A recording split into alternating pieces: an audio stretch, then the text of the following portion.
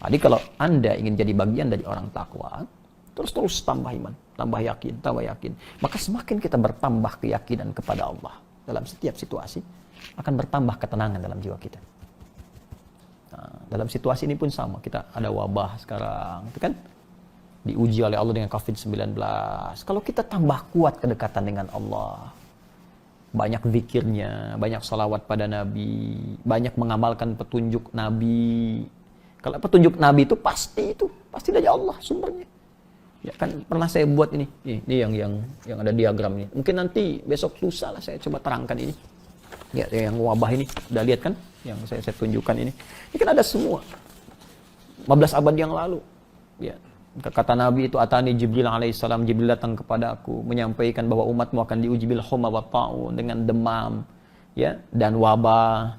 Fa amsakatil humma bil Madinah, ya, wa nasyarat ta'un fi Syam, dan demam itu akan ditimpakan kepada masyarakat Madinah, ya, pada saat itu nanti. Kemudian wabah akan ditimpakan pada orang Syam sekarang 4 negara. Ada Syria, Jordania, Libanon, Palestina, 4. Dan nyata itu. Nyata di Madinah pernah ada demam, di Syam, di Awamis dulu. Awamis itu daerah Palestina dulu, yang diambil sama Zionis sekarang, daerah itu. Ya, daerah Palestina. Ada yang menyebut Jordan, itu masuk ke Palestina sebetulnya. Betul kejadian. Di tahun 18 Hijrah, 8 tahun setelah Nabi wafat, betul-betul terjadi tahun wabah di Syam. Nah, dan sahabat sudah siap. Apa di antara kesiapannya? Siap karena Nabi sudah sampaikan. Ya, ini loh penanganan seperti ini. Ini sebab-sebabnya disebutkan, dari sebab interaksi sosial yang mungkin salah, ada sebab salah makan, ada sebab perbuatan orang-orang yang niatnya tak bagus, ada semuanya, dan cara menanganinya sudah ada. Ya, dari mulai penanganan teknik yang seorang ada istilah karantina wilayah, lockdown apa itu sudah ada di hadis Nabi, sudah ada. Lockdown parsial ada semuanya. Begini. Isyaratnya ada. Ya, kemudian bahkan sampai ketatanan spiritual. Ya, mungkin boleh jadi orang yang tak terkena wabah itu karena kepanikan, karena tak tenang, bisa berpenyakit lebih parah dibandingkan dengan yang kena wabah itu sendiri. Atau boleh jadi yang terkena positif itu kecil peluang sembuhnya karena tidak tenang. Coba lihat sekarang, ya, ada orang panik, hanya panik buying, beli ini takut habis makanan, takut ini, takut itu, dan sebagainya. Ada orang takut, bahkan ada yang sakit bukan COVID pun takut menguburkan, takut macam-macam. Ya, maka ada nanti motivasi dari Nabi. Kalau kita baca hadis Nabi itu sahih. Ya. Falaysa min 'abdin yaqa'u ta'una, ya, fihi wa yamkuthu fi baladihi.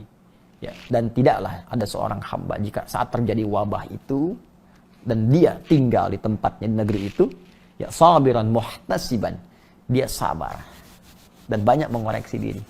Dan dia yakin bahwa semua telah Allah tetapkan dalam hidup ini dengan solusi dan jalan keluarnya. Dengan hikmah-hikmahnya. Jadi kalau ada orang seperti ini, diuji dengan apapun itu. Jadi kalau kita diuji dengan apapun, ya ujian, kita mengeluh nggak akan menyelesaikan persoalan. Anda punya masalah di rumah tangga, terus Anda mengeluh, apakah selesai masalahnya? Tidak.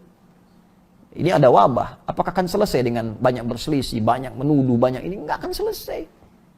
Apa yang harus dilakukan? Tenangkan jiwa kita, bermunajat kepada Allah, lantas berikhtiar. Yuk ikuti petunjuknya.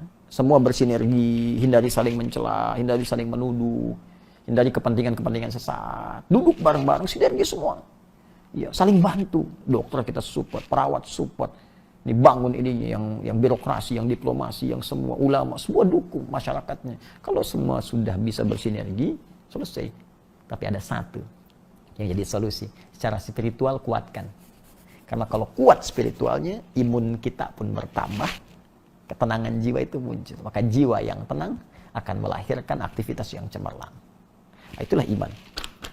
Ya, kenapa kita diminta beriman? Supaya tenang. Jadi kalau ada orang beriman belum tenang, ada yang belum sempurna keimanannya. Ya, ada orang beriman belum bahagia, ada yang belum sempurna imannya. Ada orang beriman belum sukses, ada yang belum sempurna keimanannya.